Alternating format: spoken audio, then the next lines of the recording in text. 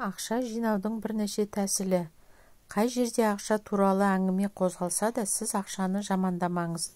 Бұл сіздің өмірлік салт-дәстүр дағдыңызға айналсын. Ақшам жоқ, ақша жетпейді деп ешқашан да айтпаңыз. Олай десеңіз, сізден ақша қашады.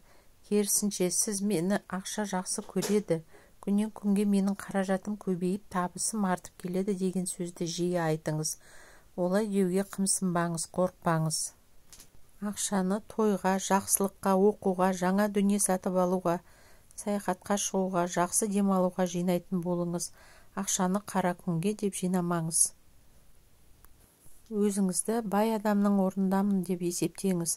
Қоғамдық көлікпен жүрсеңіз, мен мұны қарапайым адамдардың тыныс-тіршілігін білу үшін уақытша мініп жүрмін деген ойда болыңыз. Өзіңіздің бұл ісіңізді баюға дайындалу деп түсініп, күнделікті өмірде ұсақ-түйектерге көп көңіл бөлмеңіз.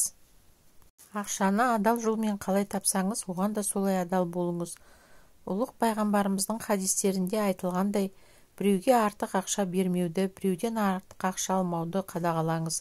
Сатушы жаңылысып сізге артық ақша қайтарса, немесе бір затыңызды сатып алушы құнынан артық ақша ұсынса, оны қайтарып беріңіз. Қиянат жасағанда ақша ұнатпайды. Ешқашан тың ойлардан, жаңа қадамдардан, жаңалықтардан, жақсы істерден бас тартпаңыз. Олар сізді жаңа табыстарға жетелейді.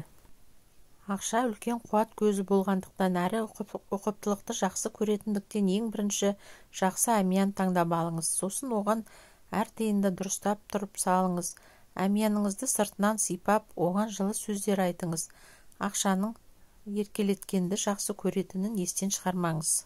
Маңдайға біткен дәулет үшін өтемақы төлеу өте жақсы. Байлықты сақтап қалу үшін қайырымдылық шараларына мол шығын шығарып, жаманшылықтың алдын алады. Мешіт, медресе, аурухананы өз қаржысымен салдырып, халыққа сыйға тарту бұрыннан жалғасып келе жатқан сауапты іс. Тек оның атын шығару үшін жасамау қажет. Ақша өзіңді жақсы көру үшін алдымен сіз ақшаны жақсы көріңіз.